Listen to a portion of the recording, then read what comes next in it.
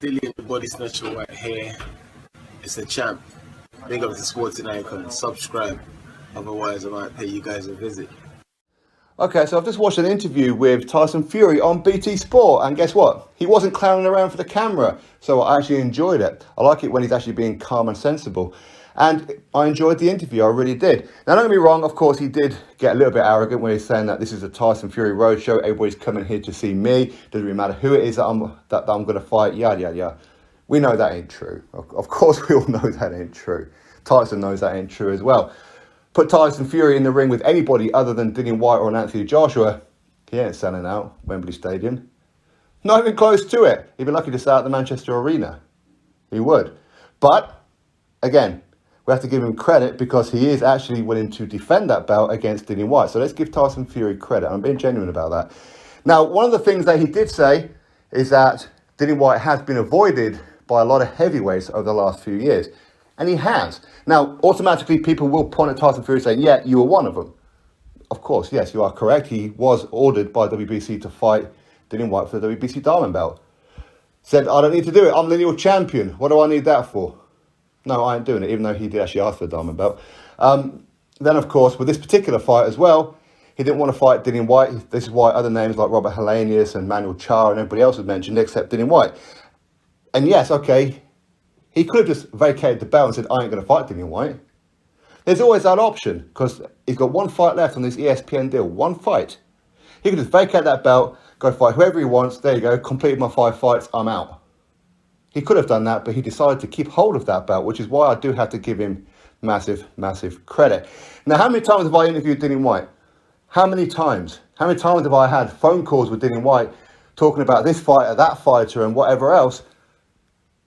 One of the biggest names, of course, one of the most famous ones who has turned down Dillian Whyte on numerous occasions, of course, is Deontay Wilder. And I'm presuming that's who it is that Tyson Fury is talking about because there is documentation of all of this. Offers going in, at the time, more money than Wilder had ever made in his entire career, combined, from Dillian Whyte to fight him.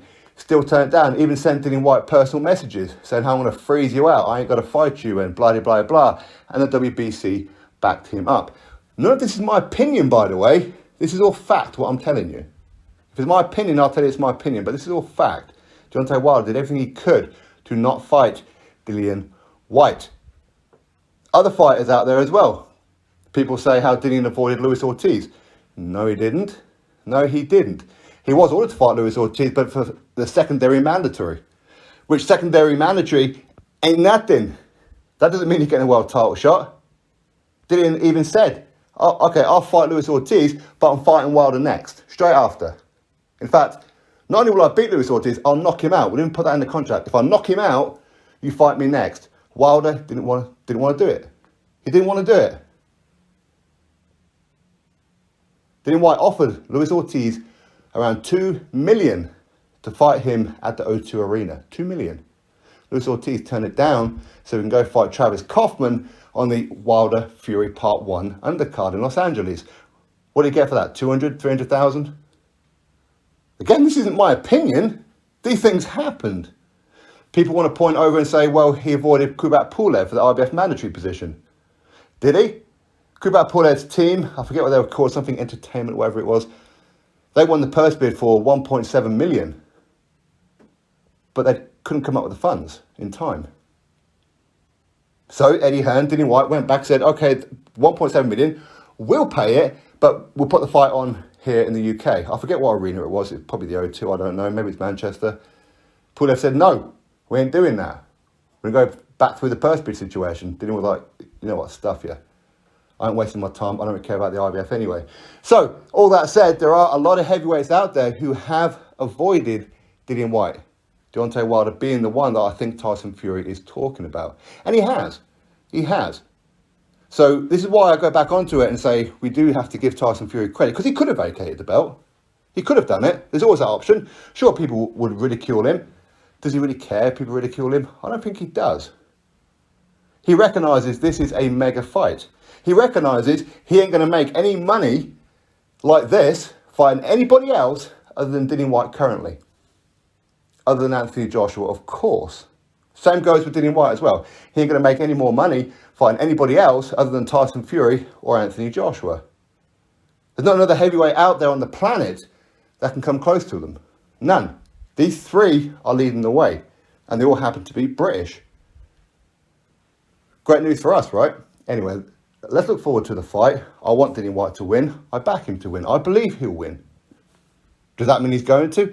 No, of course not. Of course not. Listen, I've been in the corner for Dillian Whyte over many fights. I've seen him lose to Anthony Joshua. I was gutted for him. Of course I was. Even though I'm a big fan of Anthony Joshua. I saw him get knocked out by Alexander Povetkin. So him losing to Tyson Fury, if that was to happen, okay, I've been there before. I know some people seem to think that I'm going to be torn up about it, I'm going to close down my channel. But listen, that's just what you want me to do. That will never happen, okay? I'm going to continue, all right? And I back Dillian Whyte. I do. I want him to win. I don't hate Tyson Fury, not at all. All I've ever wanted is for Dillian Whyte to get his WBC World Heavyweight title shot. Now it's here, and everybody who's been criticising me over the past few years saying he'll never get it, you've been backing the wrong horse, and yada, yada, yada. You're wrong. I'm right. Currently, anything can change between now and April 23rd. Anyway, I totally agree with Tyson Fury. Plenty of heavyweights have been avoiding Dillian Whyte. Yes, Tyson Fury has been one of them, but at least now he has stepped up to the plate. He has. And the fight's happening here in the UK. Again, let's give Tyson Fury credit on that one, because he could have took that fight over to anywhere in the world he wanted to. He could have took that fight over to Las Vegas if he really wanted to, because his team won the purse bid. When you win the purse bid, you own the event. You put on the undercard, you determine the date, you determine the venue. They chose United Kingdom. They chose Wembley Stadium. Let's give them credit for that as well. Drop your thoughts below, click thumbs up, subscribe. Catch you on the next video.